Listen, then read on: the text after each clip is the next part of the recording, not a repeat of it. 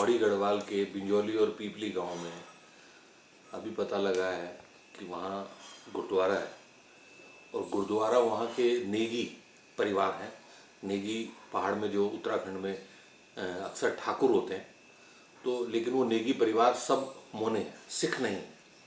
लेकिन उन लोगों को नेगी सिख नाम दिया है क्योंकि उन गाँव में गुरु नानक देव जी कभी आए होंगे तो उनकी वहाँ खड़ाव पड़ी है।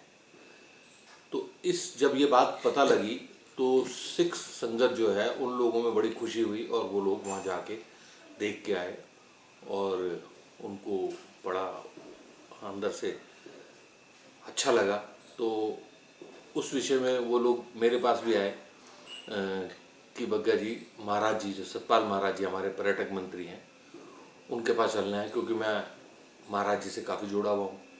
तो उनके पास हम लोग गए, सिख संगत के लोग, और मैं भी गया साथ उनके। तो महाराज जी को ये बात पूरी बताई। उन्होंने कहा भाई मैंने तो ये बात बरनाला जी को बताई थी कि एक गुरुद्वारा है हमारा 30 साल पहले जब यहाँ वो राज्यपाल थे, तो लेकिन अब आप आए हो तो आपका स्वागत है, बल्कि मैंने अभी वहाँ पे सड़क पहुँचाई है उस गाँव में। सतपाल महाराज जी ने बोला कि मैं सड़क पहुँचा दी है और जो भी आपको मदद चाहिए मैं मदद करने को एकदम तैयार हूँ। उन्होंने बहुत ही अच्छा रिस्पॉन्स दिया और सिख संगत जो मेरे साथ गई थी वो भी बड़े खुश हुए इस बात को देख के कि ऐसा वेलकम जल्दी से किसी को नहीं मिलता। तो जो सिख संगत गई उन्होंने वहाँ मांग रखी कि हमारे जो सिख धर्म को मानने वाले लोग हैं वो भी वहाँ अब आया करेंगे। तो वहाँ उन लोगों के लिए तो ज़्यादा मतलब रहने की व्यवस्था नहीं है, खाने पीने की बहुत बढ़िया व्यवस्था नहीं है, क्योंकि गाँव वाले तो गाँव के हिसाब से गुरुद्वारे को चला रहे हैं। पिछले 500 साल से नेगी सिख परिवार बकायदा सिख, जो आज के तारीख में सिख रीति रिवाज जो चल रहा है उस रीति रिवाज से गुरु ग्रंथ साहिब की पूरी सेवा कर रहे हैं। मैं तो बल्कि मैं अपना पर्सनल मेरा एक अंदर की भावना होती है कि वो जो नेगी परिवार हैं उन लोगों के गांव में जितने लोगों ने आज तक उस गुरुद्वारे की सेवा करी होगी, जो मतलब गुरु ग्रंथ साहिब को कितनी इज्जत सम्मान से उन्होंने रखा होगा, आज 500 साल से वही पढ़ रहे हैं, पूरा बकायदा त्यौहार मनाए जाते हैं।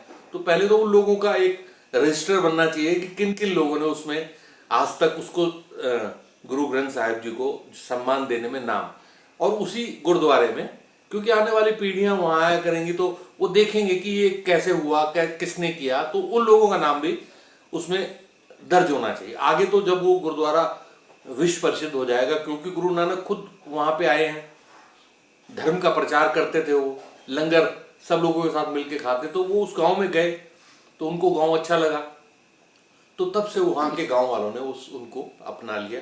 लेकिन पहाड़ होने के नाते वहां कोई सिख परिवार गया ही नहीं, लेकिन उन्होंने उस सिख गुरु नानक जी का जो धर्म था उसको चला के रखा। कोई संकेत मिले वहाँ पर गुरु नानक? हाँ, उनकी खड़ाओं है वहाँ। अच्छा है वो खड़ाओं, बल्कि अभी उनके लिए एक बहुत सुंदर सा एक केस बनाया है कि ताकि वो आगे खराब ना हो। पहले भी उन्होंने बहुत संभाल के रखी हुई है, तो ये बहुत बड़ी बात है।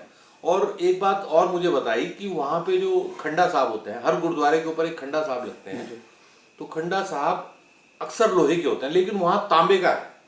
वो बाप रे। तो ये अपने आप में एक अलग ही बात लगती है कि भाई कि ये गुरुद्वारा कितना पुराना है, ऐतिहासिक है। तो अभी वहाँ पे कुछ लोग अब पंजाब से भी आना शुरू हो गए हैं। वहाँ पे महाराज जी ने बल्कि 2-3 कहा है कि कोई होम स्टे बनाना चाहे तो होम स्टे के लिए उनको जो सरकारी सुविधाएं हैं वो भी दी जाएंगी। उसके अलावा जो भी वहाँ के प्रधान को भी एक लेटर महाराज जी ने भेजा है, उस ग्राम के प्रधान को, उसका भी फ़ोन आया कि आप आओ और हम लोग आपके साथ मिलके इस गुरुद्वारे को थोड़ा और प्रचार प्रसार करते हैं ताकि वहाँ लोग क्या यात्री लोग आए, और ताकि यात्रियों के आने से, क्योंकि उस गांव का या गांव के आसपास का रोजगार बढ़ेगा। पहाड़ों में रोजगार बहुत कम है, मतलब वहाँ सिर्फ किसान आदमी अपनी खेती पे निर्भर है, उससे सब कुछ नहीं बन सकता। तो उन लोगों की चाहत है कि यहाँ लोग आए और रहें, खाएं पिएं और इस गुरुद्वारे का प्रचार प्रसार हो। तो वहाँ पर नेगी फैमिली है जी, तो वो वहाँ और देवता नहीं है जो पहाड़ में, और देवी देवताओं के मंदिर? नहीं नहीं, नेगी परिवार जो है वो लोग गुरुद्वारे को तो मानते हैं, और वहाँ पहाड़ के जो रीति रिवाज है उसके साथ वो बिल्कुल बिल्कुल मिलके चल रहे हो।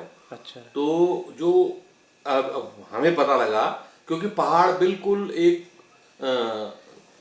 मतलब मैं कहूँगा कि बहुत सादगी है वहाँ के लोगों में, पहाड़ों में। वो कहते हैं हम लोग यूं ही देवभूमि नहीं बोल देते, कुछ बात तो रही होगी देवभूमि की। तो जो देवभूमि है वहाँ के लोग इतने सीधे सच्चे मन के साफ सुथरे लोग हैं। तो वो लोग जब वहाँ अक्सर मैं तो क्योंकि पहाड़ से बहुत जुड़ा हुआ हूँ, वहाँ देवता खेलते हैं। तो देवता जब खेलते हैं तो वो जो वाणियाँ वो जिस आदमी पे खेलते हैं वो जो बोलते हैं वो सच होती हैं। तो ये पहाड़ का रीति रिवाज और वहाँ का पूरा एक मान्यता प्राप्त ये चीज़ें हैं और आज भी चल रही हैं, और पूरा पहाड़ इस पे टिका हुआ है। ऐसे ही मैंने सुना है वहीं के कि गुरु नानक जी भी कुछ लोगों के ऊपर मतलब आते हैं और वो कुछ बातें बोलते हैं, पहाड़ के लोग अवतरित होते हैं मतलब। अवतरित होते हैं। तो ये वहाँ मतलब एक आम बात है, पहाड़ में कोई ये नई चीज़ नहीं है। लेकिन वो चीज़ हम जिंदा रखेंगे, क्योंकि वो पहाड़ में जब 550 साल उन्होंने गुरु ग्रंथ साहिब का या गुरु नानक जी का नाम लिया है, तो उनकी किसी भी बात में छेड़छाड़ न की जाए। मैं सभी ऐसे जो हमारे यात्री भविष्य में आएंगे उन लोगों से भी ऐसी उम्मीद करता हूँ कि वो सिर्फ दर्शन करने के लिए आएँ और वहाँ की तरक्की करें, वहाँ रोजगार भी हो, वहाँ अच्छे गुरुद्वारे भी बने, वहाँ कोई अच्छे पर्यटक स्थल भी हो जाएंगे, इसी नाते दुकानें भी खुलेंगी। लेकिन उनकी जो जो उनका नेचर है, जो उनकी एक संस्कृति है, उसमें कोई छेड़छाड़ का मतलब ही नहीं होता। Thank you. जो हाँ।